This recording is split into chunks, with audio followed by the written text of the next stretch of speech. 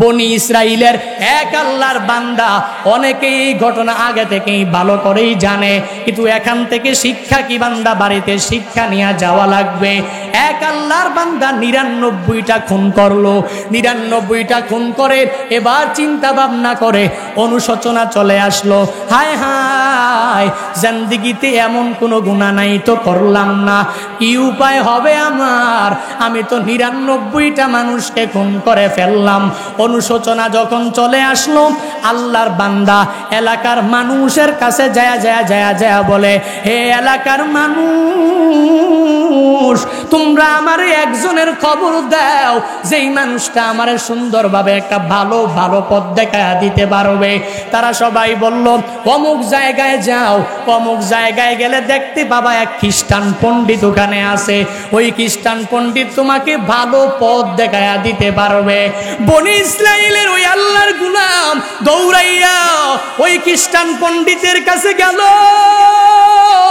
খ্রিস্টান পণ্ডিতের কাছে যায়া বলে, ও খ্রিস্টান পণ্ডিত, আমি 99টা মানুষকে খুন করেছি, আমায় বলো আমাকে কি আল্লাহ মাফ করবে কি করবে না, আমি জান্নাত পাবো কি পাবো না। খ্রিস্টান পণ্ডিত যখন শুনতে পায় যে 99টা খুন করেছে, বলে না না, কশিনকালেও হবে না, তোমাকে ক্ষমাও করা হবে না, এত বড় গুনাহগার তুমি, কশিনকালেও তোমাকে মাফও করা হবে না। এবার ওই লোকটা বলে, যেহেতু মাফ করা হবে না, তাহলে 99টা রেখে লাভ কি, তোমারেও আমি দুনিয়া থেকে বিদায় করে দিব। এই কথা বলিয়া সেঞ্চুরি পূরণ করে ফেললো, 100 মানুষকে আল্লাহর বান্দা খুন করে ফেললো। এবার যায় আবার বলে, ও এলাকার মানুষ, তোমরা আমারে যার খবর দিয়েছো, ওই লোকের কাছে যখন আমি চলে গেলাম, ওই লোকটা তো আমারে কোনো কিছুই পথ বললো না, বলল আমি নাকি জান্নাতি হতে পারবো না, আমি নাকি জাহান্নামী হয়ে যাব। এবার তোমরা আমায় বলো আমি কোথায় যাওয়া লাগবে, তোমরা আমায় বলো কোন জায়গায় আমি গেলে একটা ভালো পথ খুঁজে পাবো। আবার সবাই মিলিয়া আরেকজন পণ্ডিতের কাছে তাকে পাঠায়া দেয়।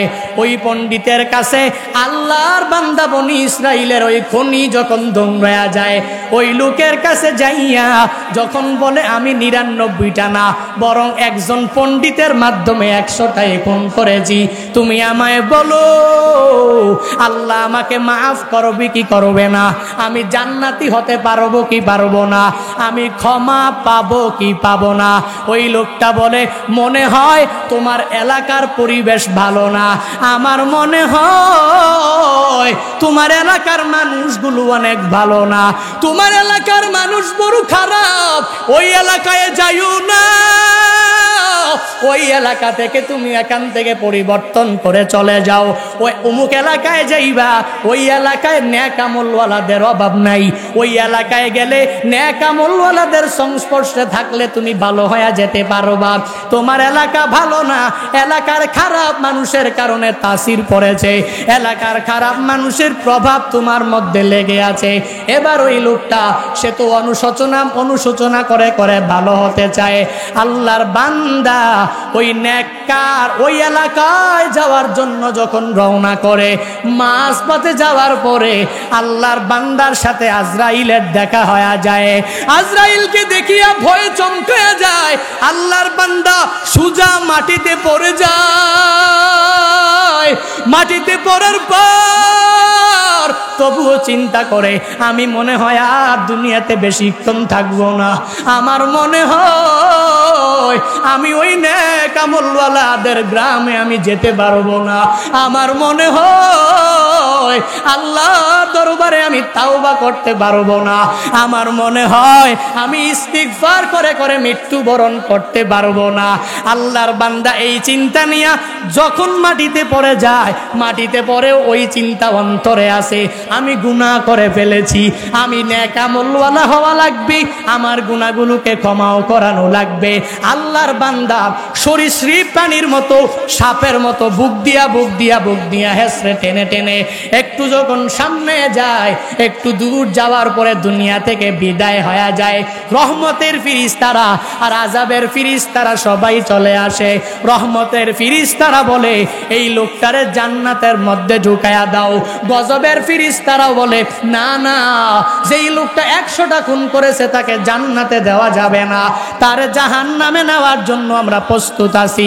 রহমতের ফেরেশতা বলে জান্নাতে নিবে, গজবের ফেরেশতারা বলে তাকে জাহান্নামে নিয়ে যাওয়া লাগবে।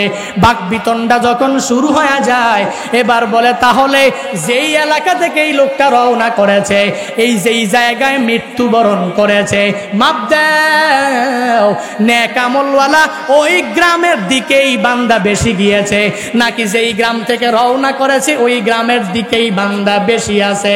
যখন মাপ দেওয়া হলো, মাপ দিয়া দেখে যেই বান্দা, ওই বান্দা আজরাইলকে দেখিয়া যেই জায়গার মধ্যে পড়ে আছে, পড়েছিল ওই জায়গা হলো 2 গ্রামের মধ্যবর্তী জায়গা।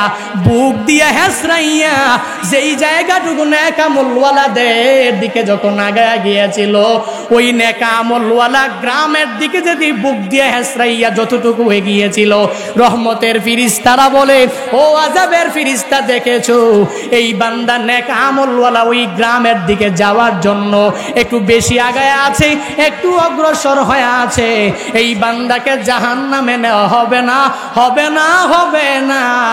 যদিও 100 খুনি, তবুও এই বান্দা আল্লাহর জান্নাতে চলে যাবে। আতিনা ফি দারে দুনিয়া না হাসান, আতিনা ফি দারে উকবা না হাসান, ইয়া গিয়াসাল মুস্তাগীসি নাহদিনা লফদি খারা বিল উলুমে ওয়াল গিনা, হর গরিদে নেক তু তৈয়ার হায়, জুন্না মাঙ্গে উস্তুতুবে জারো হ্যায়। এটাই দুনিয়ার নিজাম রে মানুষ। এই মানুষগুলো তোমার আশেপাশে ঘুরে স্বার্থের জন্য ঘুরে, স্বার্থে আঘাত লাগলে আর কেউ থাকবে না। তুমি বন্ধু বান্ধবের মায়ায় পরে দুনিয়াটাকে আখিরাতের চাইতে প্রায়োরিটি কেন দাও? আমি তো বলি না না, দুনিয়াকে প্রায়োরিটি না দিয়া আখিরাতকে প্রায়োরিটি দাও। কারণ তোমার আখিরাত এমন একটা জায়গা, যেই জায়গার শুরু আছে বান্দা, কোনো শেষ নাই। দুনিয়া তো শেষ হয়ে যাবে, বেশি দিন বান্দা তুমিও থাকতে পারবে না, কেউ পারবে না। দাদার দিকে তাকায়া দেখ, দাদাটাও চলে গেল, বাবার দিকে তাকায়া দেখো, বাবাটাও চলে গেল, বড় আব্বার দিকে তাকায়া দেখো, বড় আব্বাও চলে গেল। আমিও থাকতে পারবো না, কোনো বান্দাই তো থাকতে পারবো না। কে ওই যে কয়েকদিন আগে তাকায়া দেখো, এত টাকার মালিক, এত প্রভাব প্রতিপত্তি, 70 বছর পর্যন্ত ব্রিটেনে রাজত্ব করলো রানী এলিজাবেথ। তাকায়া দেখো তার ধন সম্পদ তাকে এখনো রাখতে পারে নাই। তার ধন সম্পদ যদিও তার প্রভাব প্রতিপত্তি 1 সপ্তাহ 4 দিন 5 দিন দুনিয়াতে রেখেছে, কিন্তু রাখতে পারে নাই। চলে যাইতে হয়েছে। এই টাকা পয়সা ধন দৌলত দুনিয়ার কাউকে তো রাখতে পারে না। তাহলে আমি আর কি হয়ে গেলাম? আমার তো টাকাও নাই, বাড়িও নাই, গাড়িও নাই, কোনো কিছুই নাই। হায় হায়, এই দুনিয়ার মোহে পড়ে আমি দুনিয়াতে অনেক দিন টিকে থাকবো, এই চিন্তা ঢুকালেও বান্দা হবে না। একটা দুঃখ ভারাক্রান্তমূলক দুঃখমূলক একটা ঘটনা আপনাদের বলি। গত 2 দিন আগে আমার প্রোগ্রাম ছিল বরুড়া এলাকায়। ওই প্রোগ্রামে যাওয়ার 2 দিন আগে আমাকে এক আল্লাহর বান্দা, মাদ্রাসার এক ছোট ভাই আমারে টেলিফোন করে বলল, ও ভাই, আপনি যে মাদ্রাসায় পড়াশোনা করেছেন ওই মাদ্রাসার আমি আপনার এক ছোট ভাই। কেন ফোন করেছো? আল্লাহর বান্দা দুঃখ ভারাক্রান্ত মন নিয়ে, মনে হয় কান্না কান্না অবস্থা, আমারে বলে, ভাই আমি আপনাকে টেলিফোন করার বড় কারণ, আবার বড় অনেক ইতিহাস। আমি বললাম, দ্রুত আমায় বলো। ওই ছেলেটা আমারে চোখের পানি সেরে সেরে কান্না করে বলে, আমার একটা ছোট ভাই ছিল, বয়স বেশি না, মাত্র 16 বছর বয়স, মাত্র এসএসসি পরীক্ষা দিবে, স্কুলে পড়াশোনা করে। আপনি জানেন না তার মোবাইলের মধ্যে কোনো গান নাই, তার মোবাইলের মধ্যে কোনো নাটক নাই, তার মোবাইলের মধ্যে কোনো সিনেমা ছবি নাই। সারাদিন আর রাত স্কুল থেকে এসে আপনার বয়ানগুলো ডাউনলোড করে শুনে, মুস্তাকুন নবী কাসিমি হুজুরের বয়ানগুলো শোনে, নজরুল ইসলাম কাসিমি হুজুরের বয়ানগুলো ডাউনলোড করে করে করে শোনে। আমায় একদিন বলল, বড় ভাই, এই জুনায়েদ আল হাবিব কুমিল্লার সন্তান, এক কুমিল্লার সন্তান হওয়ার পরেও আমিও তো কুমিল্লার, কিন্তু একদিনও সরাসরি এই হুজুরের বয়ান শুনতে পারলাম না। একটু ম্যানেজ করে দেন, আপনি চিন্তা করলে আর চেষ্টা করলে পেয়ে যাবেন। বড় ভাই বলল, এই ভাই তো আমি যেই মাদ্রাসায় পড়াশোনা করি ওই মাদ্রাসায় সে পড়াশোনা করেছে, আমি যদি টেলিফোন করে বলি তাহলে আনসিজন টাইমে হলেও আসার জন্য চেষ্টা করবে। এবার ওই বড় ভাই ছোট ভাইকে বলে, মাহফিল করার জন্য তো টাকা পয়সা লাগবে, টাকা পয়সা ছাড়া তো হবে না, জোগাড় করা শুরু করে দাও, আমিও টাকা পয়সা জোগাড় করব, অক্টোবর মাসের মধ্যে একটা মাহফিলের ডেট করব, আমি তোমাকে জুনায়েদ আল হাবিবকে আইনা তুমি সামনে বৈশা বয়ান শুনতে পারবা। ওই ছেলেটা টেলিফোনের মধ্যে চোখের পানি ফালায় আর আমায় বলে, হুজুর জানেন না, এই যে 2-3 দিন আগে আমার ওই ভাইটা টাকা পয়সা অনেকগুলা জোগাড় করে ফেলেছে, আজকে থেকে 2-3 দিন আগে স্কুলে যাওয়ার জন্য যখন রওনা করলো বিশাল তুফান চলে আসলো, ঝড়ের মধ্যে বৃষ্টিতে ভিজিয়া ভিজিয়া ভিজিয়া স্কুলে চলে গেল। এই বৃষ্টিতে ভিজার কারণে পরের দিন তার বিশাল মাত্রা তাপমাত্রায় জ্বর এসে গেল। আল্লাহর কি কুদরতের কারিশমা, আমার ভাই জুনায়েদ আল হাবিবকে আনার জন্য টাকা পয়সাও জোগাড় করে ফেলেছে। হুজুর আজকে বিকালেই আমার ওই ছোট ভাইটা দুনিয়ার বাড়ি ছেড়ে অন্ধকার কবরে চলে গিয়েছে। কপাল বড় খারাপ, আপনার বয়ানও লাইভে সরাসরি কশিন কালেও শুনতে পারলো না। আমি আজকে দোয়ার আয়োজন করেছি, আপনি একটু আমার বাড়িতে আসবেন। আমি মনে করি মাকবারার সামনে দাঁড়ায়া আপনি যদি আমার ভাইয়ের জন্য দোয়া করেন, আমার ভাইয়ের আত্মাটা মনে হয় একটু শান্তি পাবে। এভাবে যখন বারংবার আমায় বলল, আমি বললাম আজকে না, 2 দিন পরে বরুড়ার ওই প্রোগ্রামে আমি যাব, আর তুমি আমার জলম থেকে রিসিভ কইরা নিয়ে যাবা, আমি তার মাকবারার সামনে গিয়া জিয়ারত করে তার জন্য দোয়া করে দিব। বলল, ভাই অসুবিধা নাই, 2 দিন পরেই আমি আপনাকে টেলিফোন করব। এরে নবীর উম্মতের দল, বরুড়ার প্রোগ্রামে জুনায়েদ আল হাবিব গেল, মাকবারাও জিয়ারত করে নিলাম। জিয়ারত করে তার পাশের গ্রামে 1-1.5 ঘন্টাও বয়ান শুনায় আসলাম।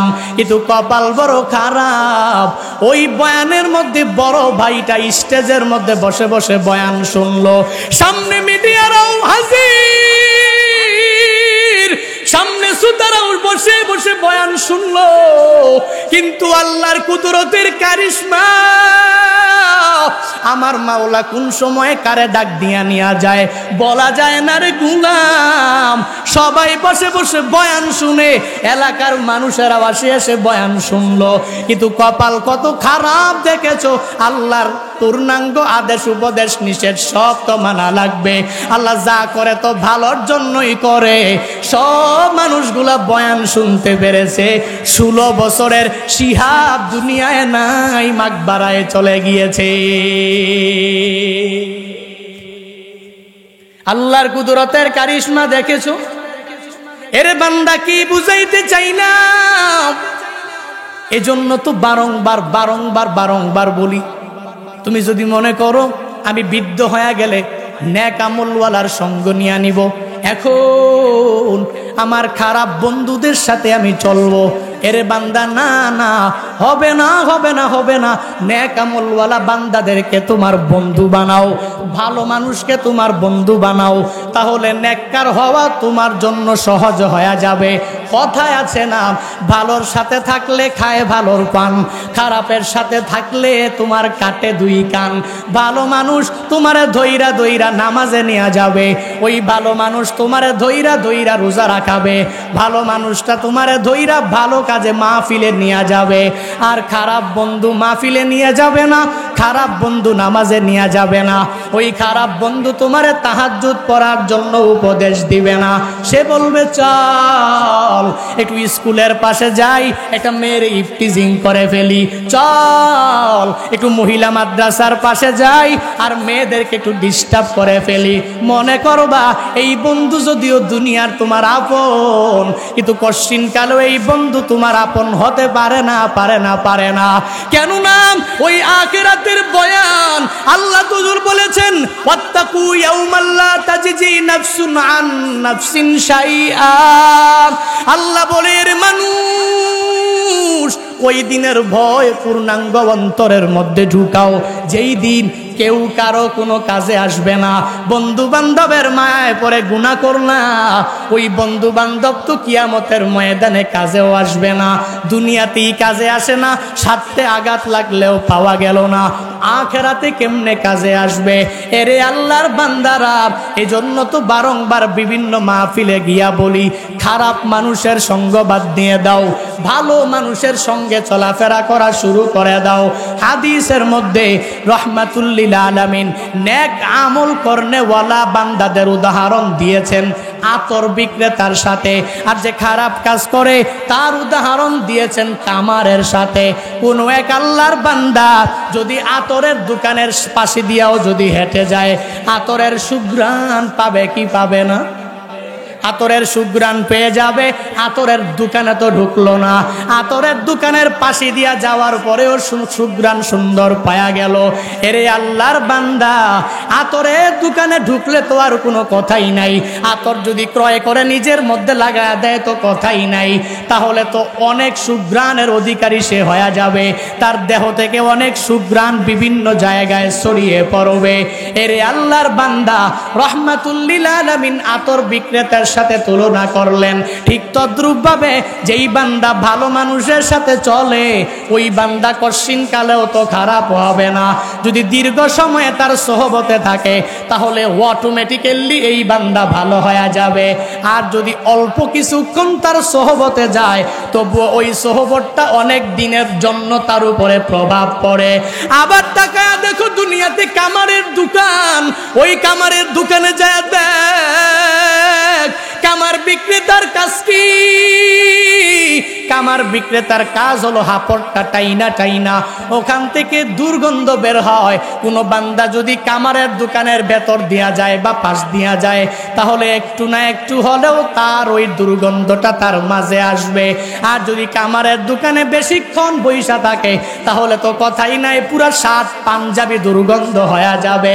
এরে আল্লাহর বান্দারা, রাহমাতুল লিল আলামিনের জন্যই তো বলেন, খারাপ মানুষের সঙ্গে যদি কেউ বেশিক্ষণ সময় কাটায়, তাহলে তো কথাই নাই, তাহলে তো অটোমেটিক্যালি এই বান্দা খারাপ হয়ে যাবে। আর যদি কিছুক্ষণ সময় কাটায়, তাহলে তো এই বান্দার ওই তাসির আর প্রভাব পড়বে। এরে বান্দা, সুহবতের তাসিরটা সত্য কথা, এটা রাহমাতুল লিল আলামিনের হাদিসের মাধ্যমে বোঝা যায়। হযরতে হানজালা রাদিয়াল্লাহু আনহু প্রসিদ্ধ এক সাহাবীর নাম সবাই জানে। হানজালার নাম শুনে নাই কোনো মুসলমান এখানে নাই। হযরতে হানজালা রাহমাতুল লিল আলামিনের মসজিদে নববী থেকে যখন চলে যায়, বাড়িতে যাওয়ার পর অনেক বড় পেরেশান হানজালা হয়ে যায়। হানজালা রাদিয়াল্লাহু আনহু পেরেশান হইয়া হযরতে আবু বকর রাদিয়াল্লাহু আনহুর কাছে আসে। আয়েশা বলে, ভাই আবু বকর, আমি মনে হয় মুনাফিক হয়ে গেছি। কি বলো, কেমনে তুমি মুনাফিক হয়ে গেলা?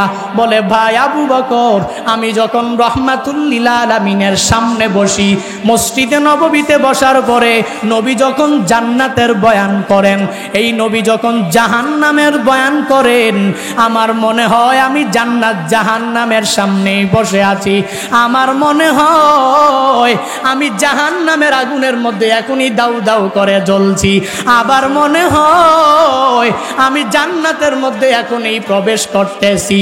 কিন্তু আমি মসজিদে নববী থেকে বের হইয়া যখন আমি আমার বাড়িতে চলে গেলাম, ওখানে যাওয়ার পরে আমি সংসারের কাজে লিপ্ত হয়ে গেলাম, তখন আমি জান্নাত জাহান্নামের কথা যতই বেশি বেশি চিন্তা করি, অল্প মনে আসে, ওই রকম মনে আসে না।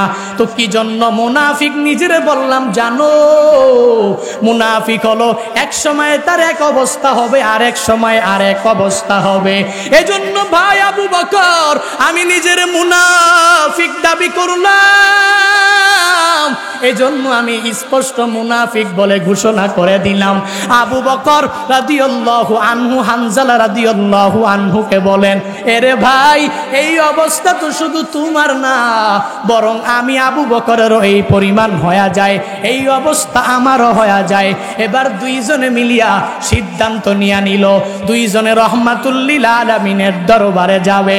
আবু বকর রাদিয়াল্লাহু আনহু, হানজালা রাদিয়াল্লাহু আনহু দুইজনে মিলে যখন রহমাতুল লিল আলামিনের দরবারে চলে যায়, গিয়া বলে, রহমাতুল লিল আলামিন, নবী আমার হানজালা আমার কাছে আইসা বলতেছে সে নাকি মুনাফিক হয়ে গেছে। আপনার সামনে বয়ান শুনে যখন জান্নাত জাহান্নামের বয়ান, তখন নাকি এক অবস্থা হয়ে যায়, আবার যখন বাড়িতে চলে যায় তখন আরেক অবস্থা হয়ে যায়। আবু বকর বলে, নবী শুধুমাত্র হানজালার না, বরং আমি আবু বকরও একই রকম পরিস্থিতি হয়ে যায়। রহমাতুল লিল আলামিন বলেন, হানজালা শুনো, আবু বকর শুনে নাও, তোমরা কি হাঁটতে বসতে ফেরেশতাদের মুলাকাত চাও নাকি? এর মানে হলো তোমরা তো মানুষ, তোমরা তো ফেরেশতা না। তো তোমরা যেহেতু ফেরেশতা না, তাহলে তো তোমাদের অবস্থা একটু চেঞ্জ হবেই হবেই হবেই হবে হবে। এক জায়গায় এক অবস্থা হবে, আরেক জায়গায় আরেক অবস্থা হবে। এটাই বাস্তবতা, এটাই রিয়েলিটি, এটাই তো হবে। এজন্য মন ঘাবড়ানোর কোনো প্রয়োজন নাই। এক এক জায়গায় এক এক অবস্থা তোমাদের সৃষ্টি হয়ে যাবে। এই হাদিস দ্বারা বান্দা কি বুঝাইতে চাইলাম জানেননি? ওই যে বললাম, আতর বিক্রেতার সাথে যদি অল্প কিছুক্ষণ কোনো বান্দা থাকে, তাহলে তো একটু না একটু প্রভাব ওই বান্দার উপরে পড়বেই পড়বেই পড়বে। আবার কামারের সাথে যদি কোনো বান্দা থাকে, তাহলে একটু না একটু প্রভাব তো তার উপরে পড়বেই। হানজালা রাদিয়াল্লাহু আনহু আর রহমাতুল লিল আলামিনের সামনে থাকলে এক অবস্থা কেন হয়, আবার বাসায় গেলে আরেক অবস্থা কেন হয়? আবু বকর রাদিয়াল্লাহু আনহু নবীর সামনে থাকার পর এক অবস্থা কেন হয়, আবার বাড়িতে যাওয়ার পরে আরেক অবস্থা কেন হয়? এর একমাত্র কারণ হলো রহমাতুল লিল আলামিনের চেয়ে বেশি মুত্তাকি দুনিয়াতে কেউ আছে? রহমাতুল লিল আলামিনের চাইতে অনেক বড় নেক আমল করনেওয়ালা সৎ মানুষ পৃথিবীতে আর কেউ আছে? আমার নবীর মতো বড় মুত্তাকি যেহেতু কেউ নাই, আমার নবীর মতো যেহেতু অনেক বড় নেক আমলওয়ালা কেউ নাই, আমার নবীর মতো যেহেতু কোনো বান্দা এত সৎ নাই, তাহলে ওই নবীর সাথে যখন কেউ থাকবে প্রভাব তো একটু পড়বেই পড়বেই পড়বে। নবীর থেকে যখন আলাদা হয়ে যাবে, তখন তো বান্দার অবস্থা একটু চেঞ্জ হবেই হবেই হবে। এরে নবীর উম্মতের দল, এজন্য তো বলি, নেককার যদি হতে চাও ইমাম সাহেবের সোহবতে যাও, হক্কানি উলামায়ে কেরামকে মহব্বত করো, উলামায়ে কেরামের ভালোবাসা অন্তরের মধ্যে ঢুকাও, উলামায়ে কেরামের সাথে বান্দা চলাফেরা করা শুরু করে দাও। হক্কানি উলামায়ে কেরাম পশ্চিমকালেও তোমার খারাপ চাইবে না, চাইবে না, বরং উলামায়ে কেরাম চায় তুমি আমলের মাধ্যমে জান্নাতি হয়ে যাও।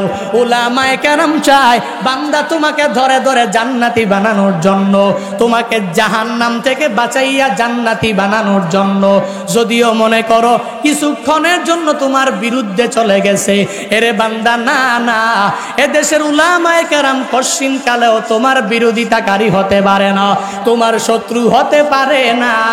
অথচ আশেপাশের নেতাদের দিকে তাকায়া দেখ, ওই নেতার স্বার্থে যদি আঘাত লাগে, ওই নেতাও তোমাকে বয়কট করতে দ্বিধা করে না। অথচ উলামায়ে কেরামের দিকে তাকায়া দেখ, এই উলামায়ে কেরাম পশ্চিমকালেও তোমার ভালোর সময়ে থাকবে, তোমার খারাপের সময়ও থাকবে। হ্যাঁ, এখন যদি বলো হুজুর সব উলামায়ে কেরাম কি ভালো? না না, আমি বলি না সব উলামায়ে কেরাম ভালো না, আবার সব উলামায়ে কেরাম খারাপ না। তোমাকে আল্লাহ বিবেক দিয়েছেন, আল্লাহ বিবেক নামক আদালত দিয়েছে। এই বিবেক দিয়ে বান্দা বিবেচনা করু, কোন আলেম ভালো, কোন আলেম ভালো না, কোন আলেম হক কথা বলে, কোন আলেম বলে না। এরে বান্দা, যাকে মনে হবে ভালো ওই মানুষটার সোহবতে যাও, ওই মানুষটার সাথে চলাফেরা করো, ওই মানুষটার কাছ থেকে আমল শিখে শিখে বান্দা আমলি হয়ে যাও। এরে নবীর উম্মতের দল, এক নম্বরে নেককার হওয়ার জন্য বান্দা তোমার লাগবে ভালো মানুষ। সৎ সঙ্গে স্বর্গবাস, অসৎ সঙ্গে সর্বনাশ। ভালো মানুষের সাথে যদি চলো তাহলে এই ভালো মানুষের সাথে চললে নেককার হয়ে যেতে পারবা।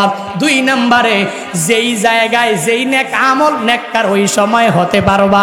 দুই নাম্বার শর্ত হলো বান্দা যেই পরিবেশে গেলে গুনাহ হবে ওই পরিবেশ ত্যাগ করে করে চলাফেরা করা লাগবে। যেখানে ভালো না, দেখবা একটা পরিবেশে গেলে ওখানে গান বাজনা হয়, একটা পরিবেশের মধ্যে গেলে ওখানে ছেলে মেয়ে একসাথে নাচানাচি করে, ওই জায়গায় কশিন কালেও যাওয়া যাবে না। কারণ হলো মাঝে মাঝে পরিবেশেরও কিছু তাসির পড়ে যায়। বলে হুজুর ল্যাংটার মাজারে যাই, কেন যাও? বলে হুজুর ল্যাংটার মাজারও দেখার দরকার আছে। বান্দা, না না, ওই ল্যাংটার মাজারে তোমার দেখার যাওয়ারও কোনো দরকার নাই, কারণ পরিবেশেরও কিছু তাসির আছে। তুমি যদি নেককার হতে চাও তাহলে এক নম্বরে সৎসঙ্গের সাথে চলাফেরা করা লাগবে।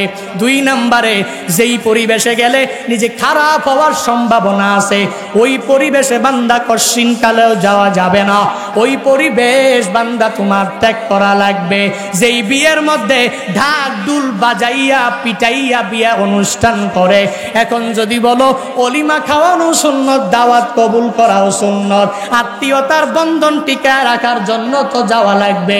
কিন্তু বান্দা তুমি যদি খাঁটি নেক আমলওয়ালা হতে চাও ওই বিয়াতে তুমি কশিন কালেও খেতে পারবা না, কারণ ওই পরিবেশটা ভালো না। ওই পরিবেশের মধ্যে যদি তুমি যা খানা খাও তাহলে যা নেক আমল করেছো ওই নেক আমলগুলোও বরবাদ হয়ে যেতে পারে। এর বান্দা পরিবেশের কি পরিমাণ তাসির হয় জানো? রহমাতুল্লিল আলামিন বয়ান করেন, সাহাবায়ে কেরামরা সামনে বসে আছেন, বনি ইসরাইলের এক আল্লাহর বান্দা। অনেকেই এই ঘটনা আগে থেকেই ভালো করেই জানে, কিন্তু এখান থেকে শিক্ষা কি বান্দা বাড়িতে শিক্ষা নিয়ে যাওয়া লাগবে। এক আল্লাহর বান্দা 99টা খুন করলো, 99টা খুন করে এবার চিন্তা ভাবনা করে অনুশোচনা চলে আসলো, হায় হায় জিন্দেগিতে এমন কোনো গুনাহ নাই তো করলাম না, কি উপায় হবে আমার? আমি তো 99টা মানুষকে খুন করে ফেললাম। অনুশোচনা যখন চলে আসলো, আল্লাহর বান্দা এলাকার মানুষের কাছে যায় বলে, হে এলাকার মানুষ, তোমরা আমার একজনের খবর দাও যেই মানুষটা আমার সুন্দরভাবে একটা ভালো ভালো পথ দেখা দিতে পারবে। তারা সবাই বলল অমুক জায়গায় যাও। অমুক জায়গায় গেলে দেখতে পাবা এক খ্রিস্টান পণ্ডিত ওখানে আছে, ওই খ্রিস্টান পণ্ডিত তোমাকে ভালো পথ দেখায়া দিতে পারবে। বনি ইসরাইলের ওই আল্লাহর গোলাম দৌড়াইয়া ওই খ্রিস্টান পণ্ডিতের কাছে গেল। খ্রিস্টান পণ্ডিতের কাছে যায়া বলে, ও খ্রিস্টান পণ্ডিত, আমি 99টা মানুষকে খুন করেছি, আমায় বলো আমাকে কি আল্লাহ মাফ করবে কি করবে না? আমি জান্নাত পাবো কি পাবো না? খ্রিস্টান পণ্ডিত যখন শুনতে পায় যে 99টা খুন করেছে, বলে না না, কশিন কালেও হবে না, তোমাকে ক্ষমাও করা হবে না, এত বড় গুনাহগার তুমি, কশিন কালেও তোমাকে মাফও করা হবে না। এবার ওই লোকটা বলে, যেহেতু মাফ করা হবে না তাহলে 99টা রেখে লাভ কি? তোমারেও আমি দুনিয়া থেকে বিদায় করে দিব। এই কথা বলিয়া সেঞ্চুরি পূরণ করে ফেললো, 100 মানুষকে আল্লাহর বান্দা খুন করে ফেললো। এবার যায় আবার বলে, ও এলাকার মানুষ, তোমরা আমারে যার খবর দিয়েছো ওই লোকের কাছে যখন আমি চলে গেলাম, ওই লোকটা তো আমারে কোনো কিছুই পথ বললো না, বলল আমি নাকি জান্নাতি হতে পারবো না, আমি নাকি জাহান্নামী হয়ে যাব। এবার তোমরা আমায় বলো আমি কোথায় যাওয়া লাগবে? তোমরা আমায় বলো কোন জায়গায় আমি গেলে একটা ভালো পথ খুঁজে পাবো। আবার সবাই মিলিয়া আরেকজন পণ্ডিতের কাছে তাকে পাঠায়া দেয়।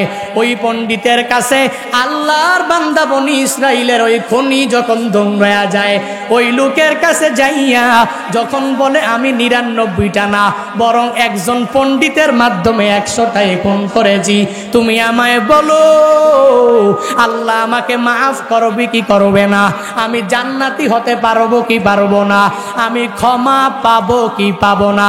ওই লোকটা বলে মনে হয় তোমার এলাকার পরিবেশ ভালো না, আমার মনে হয় তোমার এলাকার মানুষগুলো অনেক ভালো না, তোমার এলাকার মানুষ বড় খারাপ, ওই এলাকায় যাইও না, ওই এলাকা থেকে তুমি এখান থেকে পরিবর্তন করে চলে যাও, ওই অমুক এলাকায় যাইবা, ওই এলাকায় নেক আমলওয়ালাদের অভাব নাই, ওই এলাকায় গেলে নেক আমলওয়ালাদের সংস্পর্শে থাকলে তুমি ভালো হয়ে যেতে পারবা। তোমার এলাকা ভালো না, এলাকার খারাপ মানুষের কারণে তাসির পড়েছে, এলাকার খারাপ মানুষের প্রভাব তোমার মধ্যে লেগে আছে। এবার ওই লোকটা সে তো অনুশোচনা করে করে ভালো হতে চায়। আল্লাহর বান্দা ওই নেককার ওই এলাকায় যাওয়ার জন্য যখন রওনা করে, মাঝপথে যাওয়ার পরে আল্লাহর বান্দার সাথে আজরাইলের দেখা হয়ে যায়। আজরাইলকে দেখিয়া ভয়ে চমকে যায়, আল্লাহর বান্দা সুজা মাটিতে পড়ে যায়। মাটিতে পড়ার পর তবুও চিন্তা করে আমি মনে হয় আর দুনিয়াতে বেশিক্ষণ থাকবো না, আমার মনে হয় আমি ওই নেক আমলওয়ালাদের গ্রামে আমি যেতে পারবো না, আমার মনে হয় আল্লাহর দরবারে আমি তাওবা করতে পারবো না, আমার মনে হয় আমি ইস্তিগফার করে করে মৃত্যুবরণ করতে পারবো না। আল্লাহর বান্দা এই চিন্তা নিয়ে যখন মাটিতে পড়ে যায়, মাটিতে পড়ে ওই চিন্তা অন্তরে আসে আমি গুনাহ করে ফেলেছি, আমি নেক আমলওয়ালা হওয়া লাগবে, আমার গুনাহগুলোকে ক্ষমাও করানো লাগবে। আল্লাহর বান্দা সরীসৃপ প্রাণীর মতো সাপের মতো বুক দিয়া হেসড়ে টেনে টেনে একটু যখন সামনে যায়, একটু দূর যাওয়ার পরে দুনিয়া থেকে বিদায় হয়ে যায়। রহমতের ফিরিস্তারা আর আযাবের ফিরিস্তারা সবাই চলে আসে। রহমতের ফিরিস্তারা বলে এই লোকটারে জান্নাতের মধ্যে ঢুকায়া দাও, গজবের ফিরিস্তারা বলে না না, যেই লোকটা 100টা খুন করেছে তাকে জান্নাতে দেওয়া যাবে না, তারে জাহান্নামে নেওয়ার জন্য আমরা প্রস্তুত আছি। রহমতের ফিরিস্তা বলে জান্নাতে নিবে, গজবের ফিরিস্তারা বলে তাকে জাহান্নামে নিয়ে যাওয়া লাগবে। বাকবিতণ্ডা যখন শুরু হয়ে যায়, এবার বলে তাহলে যেই এলাকা থেকে এই লোকটা রওনা করেছে, এই যেই জায়গায় মৃত্যুবরণ করেছে, মাপ দাও, নেক আমলওয়ালা ওই গ্রামের দিকেই বান্দা বেশি গিয়েছে, নাকি যেই গ্রাম থেকে রওনা করেছে ওই গ্রামের দিকেই বান্দা বেশি আছে। যখন মাপ দেওয়া হলো, মাপ দিয়া দেখে যেই বান্দা, ওই বান্দা আজরাইলকে দেখিয়া যেই জায়গার মধ্যে পড়েছিল ওই জায়গা হলো 2 গ্রামের মধ্যবর্তী জায়গা। বুক দিয়া হেসরাইয়া যেই জায়গাটুকু নেক আমলওয়ালাদের দিকে যখন আগায়া গিয়েছিল, ওই নেক আমলওয়ালা গ্রামের দিকে যদি বুক দিয়া হেসরাইয়া যতটুকু এগিয়েছিল, রহমতের ফিরিস্তারা বলে ও আযাবের ফিরিস্তা দেখেছো এই বান্দা নেক আমলওয়ালা ওই গ্রামের দিকে যাওয়ার জন্য একটু বেশি আগায় আছে, একটু অগ্রসর হয়ে আছে, এই বান্দাকে জাহান্নামে নেওয়া হবে না, হবে না, হবে না। যদিও 100 খুনি, তবুও এই বান্দা আল্লাহর জান্নাতে চলে যাবে। আতিনা ফি দারে দুনিয়া না হাসান, আতিনা ফি দারে উকবা না হাসান, ইয়া গিয়াসাল মুস্তাগীসি নাহদিনা লফদি খারা বিল উলুমে ওয়াল গিনা, হর গরিদে নেক তু তৈয়ার হায়, জুনা মাঙ্গে উস্তুতুবে জারো হ্যায়। কি বুঝাইতে চাইলাম? এরে বান্দা, পরিবেশের কিছু তাসির আছে না নাই?